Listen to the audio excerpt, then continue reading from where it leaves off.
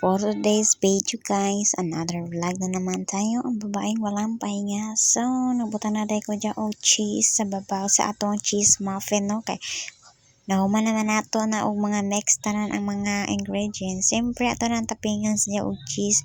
Ado rin na kaklase guys, cheese muffin and OV muffin na siya guys. More on cheese na sila tanan guys. So wala na gitik-tik pag cheese, no? Kay kana siya balag mahal ang ingredients basta kay ang cheese niya more gina siya. Sumuli na ang cheese muffin, no?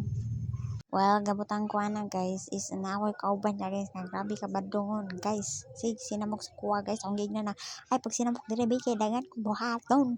Ang gigna siya anak guys. Well, gabutang ko na guys. Syempre atong ginantilaw ko, no. Then tilaw ko na to kay sayang. Then after ana guys, ato na nimbalin sa sheet fan, okay, puno naman isa ka sheet fan. Well, gabalin ta dya guys, atong ibalin ang uban kay nga naman. Kay pag ko na guys, mga usik man na pagluto. While ato nang gibalhin guys, tarungon gyud na nato. Di na to idikit kayo kasi paglutuan na mga dikit na or mga usik din. Well, gabutang ko na guys, i-arrange kina din ato din na isulod sa atong oven. Sa atong oven din atong oven ang sa oven di ay. Well, gasulod ko na guys. Syempre tarungon po ng isa, no, kay para mabalance na diya kay nipis ra ba kay ng sheet pan kasi magkuan ni siya may slide siya. Then pag umana na guys, ang bake din nato ana for the 35 minutes, no. Then mag-add tag 5 minutes kay para luto gid kay siya. After anang 5 minutes guys, ato ginang time, no.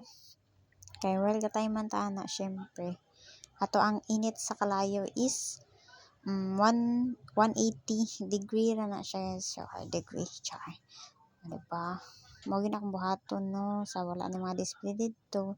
Then after na guys, syempre ato na rin ang haonon, no. Naluto naman natong cheese muffin and OV muffin. Guwapa ka na guys. Liwat na sa ka-bake guys. Char lang. Joke lang na habsing. Maninood na po mo. Char.